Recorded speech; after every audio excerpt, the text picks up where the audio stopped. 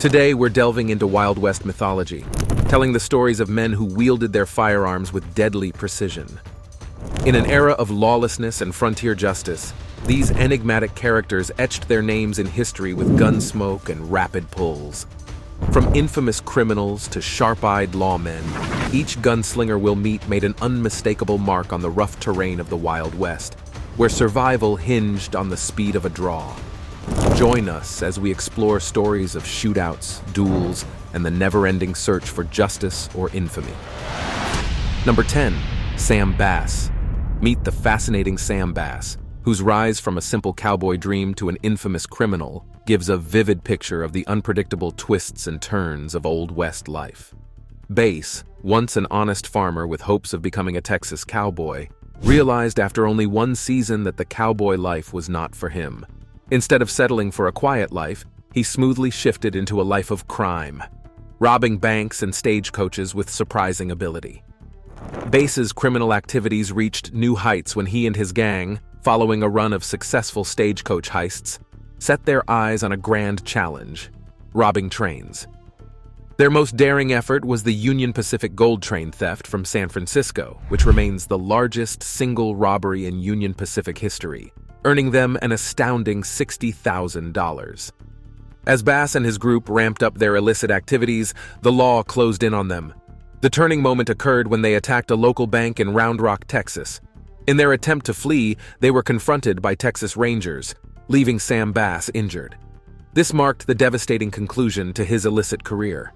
Sam Bass's life ended just 2 days later, on his 27th birthday. Bass died as a result of his injuries after being wounded and besieged by the unrelenting Texas Rangers. He had progressed from an aspiring cowboy to one of the deadliest gunslingers in the Old West, leaving a record of daring heists and a life cut short at a young age.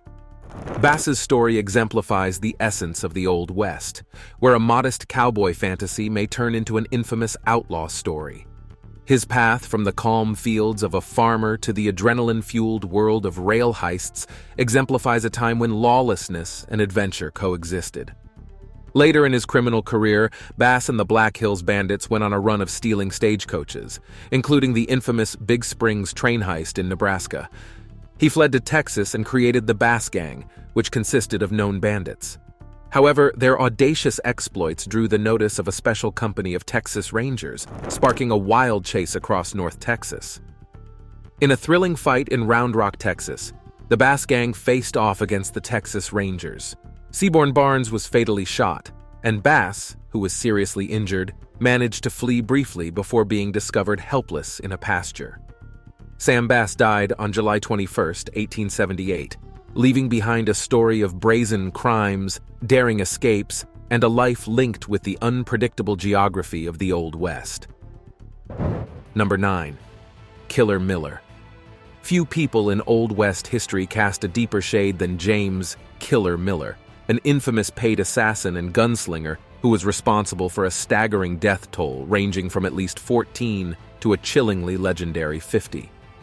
Miller, also known as Deacon Jim, due to his regular church attendance and abstinence from vices such as smoking and drinking, was a paradoxical figure whose blood-soaked acts won him a place among the deadliest gunslingers of the day. Miller's journey into infamy began in his adolescence when he brutally murdered his sister's spouse with a shotgun blast to the skull. Despite facing a life sentence for this horrible deed, Miller escaped justice on a legal technicality, clearing the door for a gruesome criminal career that would send shivers through the Old West. Miller, driven by a terrifying determination, openly declared his readiness to take lives for money. According to reports, his price for each kill varied from $150 to $2,000, which is amazing. His notoriety spread far and wide, with rumors circulating that he had targeted everyone from political figures to the legendary Sheriff Pat Garrett. One especially scary anecdote surrounds an encounter with Sheriff Bud Frazier, during which Miller allegedly wore a metal plate beneath his shirt, deflecting 6 gunshots fired by the unwitting lawman. Despite his reputation as cold to the core, Miller's binge of violence peaked in 1909. After the murder of former Deputy Marshal Allen "Gus" Bobbitt, Miller was caught in Oklahoma, A lynch mob of roughly 40 people attacked the prison, resulting in Miller's fast and horrific death. In the face of an oncoming disaster, Miller made many requests. He requested that his ring be given to his wife, who also happened to be a cousin of the renowned John Wesley Harden. Additionally, Miller insisted on wearing his hat while facing the gallows, which was permitted.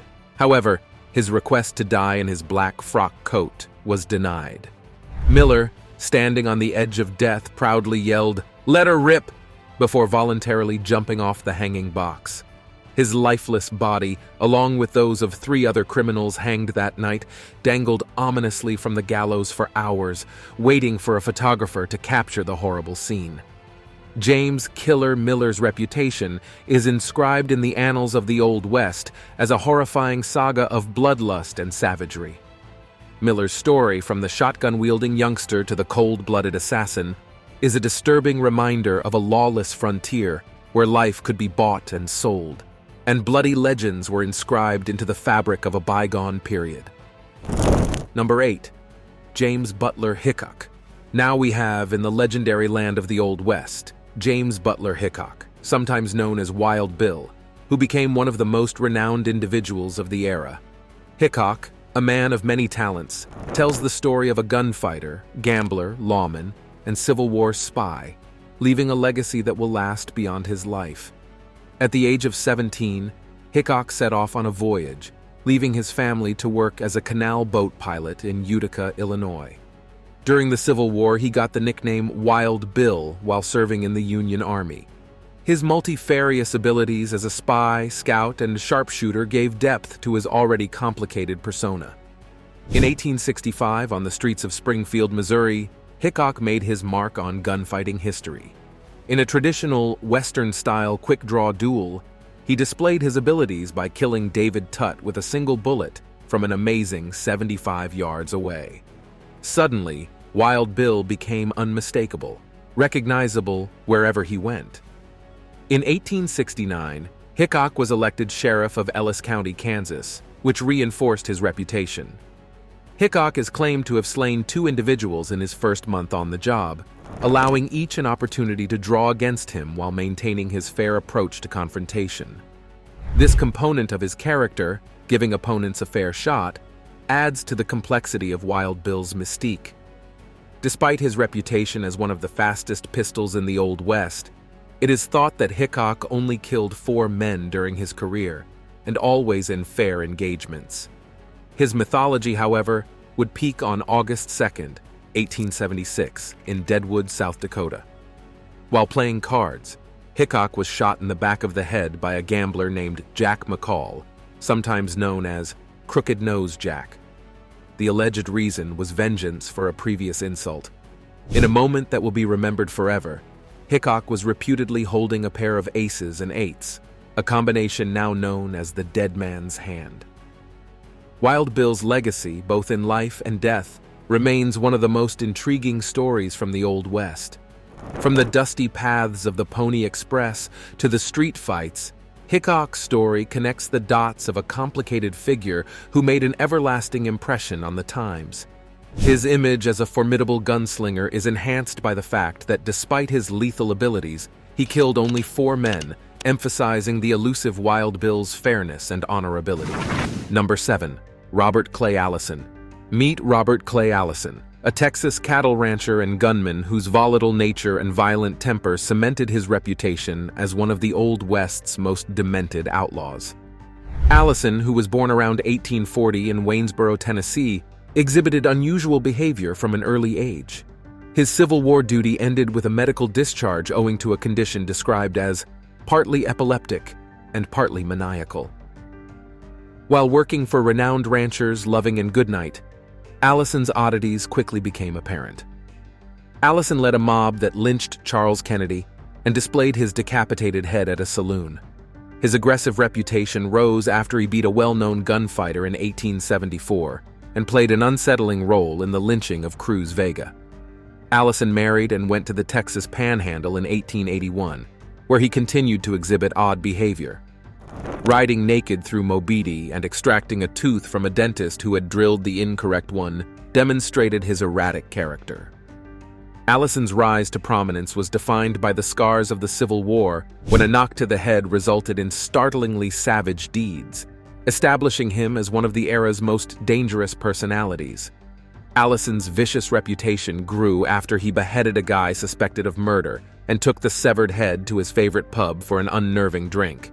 This horrific crime cemented his reputation as a formidable and unpredictable guy. Allison fought in a number of gunfights after the Civil War, adding to his terrible legacy. The most famous of these meetings was with outlaw Chunk Colbert. Allison accidentally shot Colbert in the head following a shared lunch, nonchalantly remarking, "I wouldn't want to send a man to hell on an empty stomach." Despite his aggressive actions, Clay Allison died in 1887 after falling from his wagon and breaking his neck. His gravestone includes an intriguing inscription. Clay Allison, gentleman, gunfighter. He never killed a man that did not need killing. This epitaph captures Allison's existence, a gunslinger with a twisted sense of justice. Robert Clay Allison's story is one of the opposites, depicting a guy whose erratic behavior and violent impulses made him a feared figure in the Old West. Allison's life was a sequence of violent occurrences, from the battle-scarred days of the Civil War to the famed beheading incident and firefight with Chunk Colbert that engraved his name into the dark annals of frontier history. The epitaph on his gravestone adds an intriguing element to Clay Allison's ambiguous legacy as a gentlemanly gunfighter.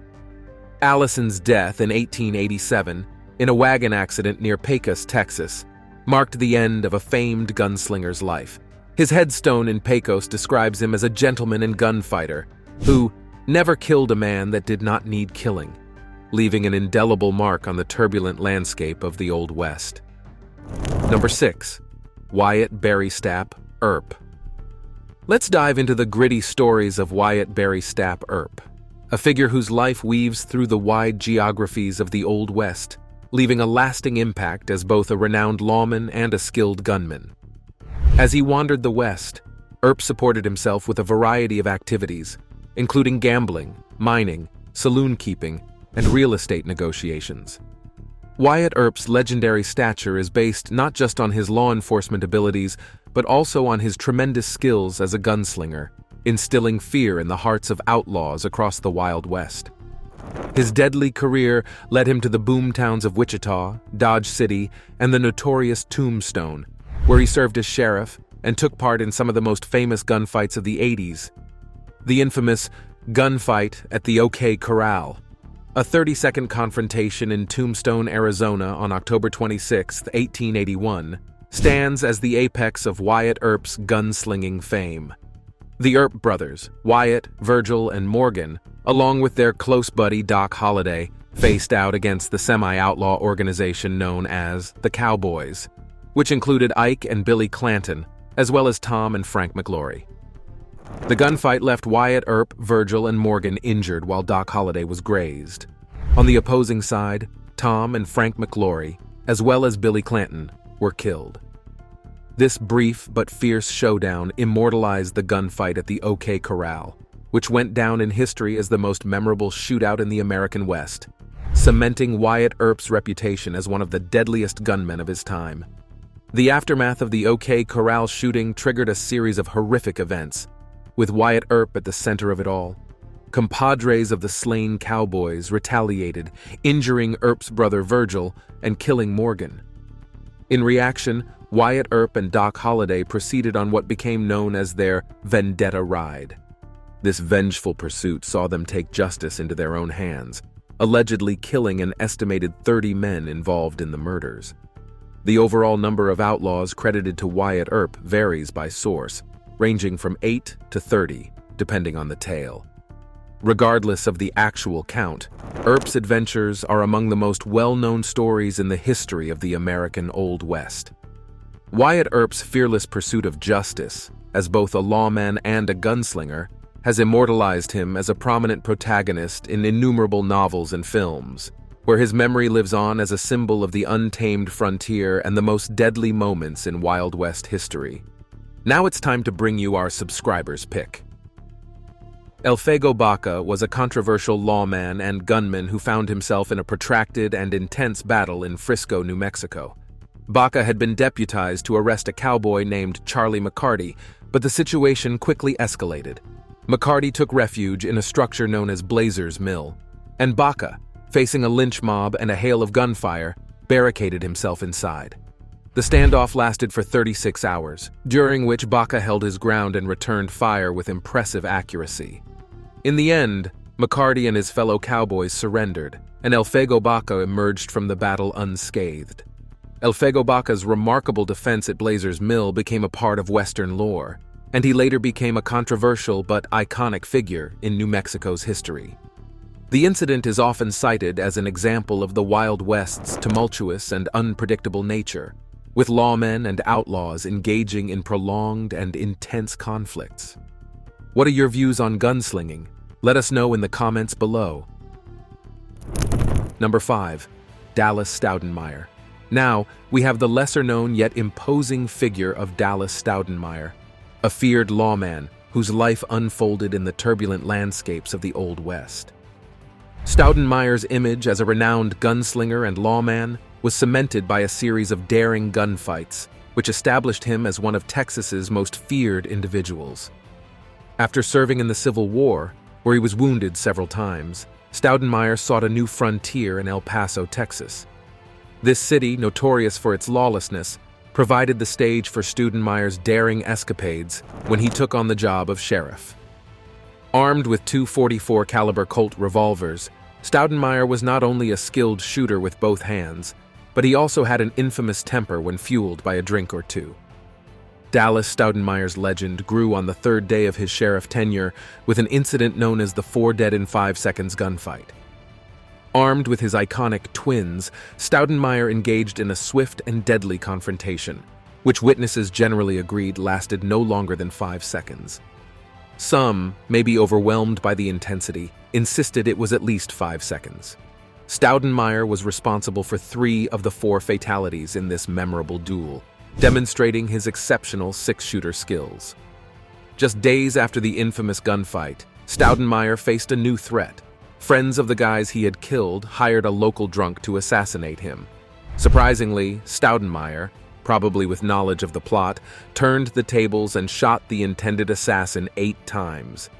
This was the start of a blood-soaked binge in which Staudenmeier participated in 6 more deadly gunfights over the next year. With each confrontation, he cemented his image as one of Texas's most fearless lawmen. However, Dallas Staudenmeier's life takes a terrible turn in 1882. Staudenmeier was shot to death during a verbal altercation with a gang of criminals, capping off a life marked by fast and merciless retribution. While not as well known as some of his contemporaries, Staudenmeier's legacy as a feared lawman and gunslinger lives on through stories of his daring escapades and the blood-stained streets of El Paso. In the Chronicles of the Old West, Dallas Staudenmeier appears as a person who, despite his lack of recognition, was feared and respected by his contemporaries. From the iconic firefight that took place in seconds to the ensuing blood-soaked clashes, Staudenmeier's life was a testament to the harsh reality of law enforcement on a lawless frontier. His legacy lives on as one of the daring lawmen who made an everlasting impact on Texas history and Wild West legends. Number 4. Henry McCarty. Henry McCarty was also known as Billy the Kid. He was a moniker that resonates throughout the Old West as one of the most notorious gunslingers. McCarty's criminal career began with minor theft and horse stealing, but he is reported to have killed his first victim at the age of 18. During the pandemonium of the Lincoln County War in 1877, McCarty was deputized and rode alongside lawmen seeking justice against crooked businessmen who murdered an innocent rancher, John Tunstall. The organization, known as the Regulators, began with noble intentions, but quickly became infamous for their wanton violence, eventually being labeled as outlaws themselves. Unfazed by the new designation, the Regulators went on a killing spree, savagely shooting 3 people in 3 days, including a sheriff and his constable. McCarty's demeanor, which was generally regarded as cold-blooded, has nuances, as history shows. Those who knew him described him as bold, resourceful, loyal, and with a great sense of humor. Despite these attributes, the regulators were disbanded as law enforcement tightened down on their violent behavior. McCarty managed to avoid apprehension, demonstrating his ability to evade the authorities. Following the disbandment, McCarty created a gang and gained infamy by shooting down a gambler in a New Mexico saloon. The subsequent run-ins with the law resulted in his capture and death sentence. However, McCarty's daring escape, in which he snatched a weapon and shot down his two guards, added to his already terrible notoriety. McCarty avoided investigators for 3 months, evoking a sense of mystery around his elusive personality. The inevitable clash occurred in 1881, when Sheriff Pat Garrett, an equally well-known figure, was shot and killed by 2 deputies. The tally of McCarty's criminal life, which is frequently challenged for authenticity, shows that he may have killed 21 men in total, a terrifying figure that corresponds to each year of his existence. While the life of Billy the Kid is frequently associated with the idea of a cold-blooded gunslinger, the truth reveals a multifaceted figure who entered a life of crime out of necessity rather than malice. The inconsistencies in McCarty's persona lend depth to the Old West themes, where bravery, resourcefulness, devotion, and humor coexist with wanton violence. Even after his death, Billy the Kid's mystique persisted, with other individuals claiming his identity and risking their lives in the hopes of attaining the renown that surrounded this enigmatic gunfighter. Number 3. John King Fischer. Let's explore the stories of John King Fischer, a lesser-known gunslinger whose life was intertwined with crime, flashy style, and lethal escapades. Fischer, a pistol and lawman on the run, had a difficult life that began with his arrest at the age of 16. By the early 1870s, Fischer had become a robber, joining a gang that specialized in attacking Mexican ranches. He became well known not only for his extravagant fashion sense, which included vividly colored clothing, but also for his characteristic twin ivory-handled handguns. However, it was his predilection for aggression that actually distinguished him in the history of the Old West. Among Fischer's heinous deeds, one famous event featured him shooting 3 members of his own gang over a money disagreement. Shortly after, he increased the battle by killing 7 Mexican bandits, demonstrating brutal determination. Fischer's most well-known shootout, however, cemented his place in Western history. According to legend, Fischer fought 4 Mexican cowboys one-on-one. In an audacious performance, he struck one with a branding iron, outdrew another, and then, in his documented cruel style, shot the remaining 2 unarmed people. This altercation exemplified Fischer's ferocity and cruelty, adding to his already formidable image. Fischer was killed in an unexpected and savage ambush in 1884. Along with shooter Ben Thompson, he fell victim to pals seeking vengeance for a man Thompson had previously murdered in a firefight. John King Fischer's horrific death signaled the end of a life filled with crime and carnage, overshadowed by the colorful dress and merciless demeanor that defined his existence. While less well-known than some of his contemporaries, John King Fischer carved out a place in Old West history as a pistolero noted for his anger and cruelty. His transformation from an adolescent prisoner to a bandit in Mexico, complete with flashy dress, resulted in a series of lethal clashes, including the notorious single-handed combat against 4 Mexican cowboys. Fischer's death represented the savagery of the border. In the broad expanse of the Old West, where stories of gunslingers abound, Fischer's legacy remains as a tribute to the untamed, violent spirit that defined a period. Number 2. Tom Horn, Jr. Thomas Tom Horn, Jr. was a fascinating figure in the turbulent fabric of the Old West. Horn was born in 1860 in Memphis, Missouri, and his early existence foreshadowed his future hunting and marksmanship abilities. He moved through numerous professions, from cowboy to Army Scout, before joining the infamous Pinkerton Detective Agency in the 1880s. Horn's early reputation portrayed him as a tracker and bounty hunter renowned for apprehending notable criminals. However, beneath the surface, a darker side emerged, an explosive temper and a proclivity for violence. This darker side led to his retirement from the Pinkerton agency amid allegations of involvement in 17 murders, a fact that altered Horne's narrative. Horne adopted a new identity as a hitman and frequently targeted livestock rustlers. His competence in carrying out murderous assignments gained him a terrifying reputation, with reports attributing him to up to 50 deaths during his 43-year span. The boundary between justice and cold-blooded brutality blurred as Horne executed his lethal missions with ruthlessness.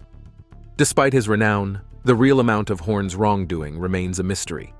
The turning point came when he became involved in the murder of Willie Nickel, a 14-year-old kid, in 1903. Horne's arrest, trial, and subsequent execution marked a dark period in his life. However, historians have questioned the conviction, citing a drunken confession and the jury's alleged disdain for trustworthy witnesses.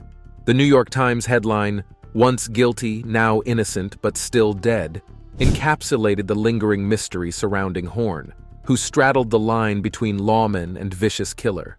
In 1993, a retrial found him innocent, adding to the convoluted story of guilt and innocence. Horne's career also took a unique turn when, after 4 years with the Pinkerton agency, he became bored and went on as a hired killer for the Wyoming Cattlemen's Association in 1894. This privately run organization engaged Horne in a vigilante war against minor farmers, sheep ranchers, and rustlers who challenged their power in Johnson County.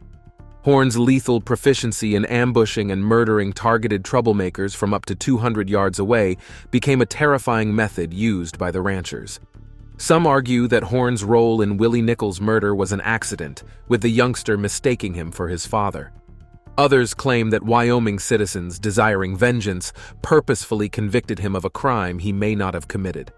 Thomas "Tom" Horne Jr. is an intriguing figure who challenges traditional tales of heroism and villainy in the Old West. His legacy represents the ambiguous line between justice and cruelty, leaving us with a story that defies easy categorization. Number 1. John Wesley Harden. John Wesley Harden, a name associated with the darkest episodes of the Old West, is a guy that some regard as the most bad man Texas has ever produced. Harden, unquestionably the deadliest gunfighter of his era, exhibited a merciless demeanor defined by killing first and asking questions afterward. His reputation is engraved in blood, with accusations of 42 killings, although newspapers report only 27. Born into a Methodist household, young Harden, named after the founder of the Methodist faith, showed early signs of trouble. At the age of 14, he stabbed a boy in the schoolyard, laying the groundwork for a violent future. A year later, he shot and killed an ex-slave in a vengeful confrontation, forcing him into hiding. When he was warned that authorities were closing in on him, he chose to stand his position, killing Union soldiers who attempted to arrest him. Harden's reputation as a fearsome gunslinger grew as he wore 2 pistols strapped to his chest, allowing him to draw with incredible speed. On the run, he engaged in further gunfights, killing 3 more people. In Abilene, Kansas, he met the famed Wild Bill Hickok, which marked a turning point in his life. One of Harden's most notorious excursions occurred at Abilene's American House Hotel. Irritated by a neighbor's snoring, he fired rounds into the ceiling, the second of which proved lethal. This episode exemplified Harden's impulsive and dangerous temperament. Despite several arrests and escapes, Harden's trip led to his capture in 1878, resulting in a conviction and a 17-year prison sentence. Ironically, he got a law degree while incarcerated and went on to practice law after his release. The twist of fate did not save him. On August 19, 1895, he was shot in the back of the head while playing dice in El Paso, Texas. John Wesley Harden's brief life had an unforgettable effect since he was responsible for so many murders. His convoluted story combines violence, legal studies, and a tragic meeting in a Texas saloon. Harden is a terrifying representation of a gunslinger who lived and died by the trigger in the merciless terrain of the Old West, where justice frequently took the form of murderous violence. Thanks for watching. Hope to see you in the next video.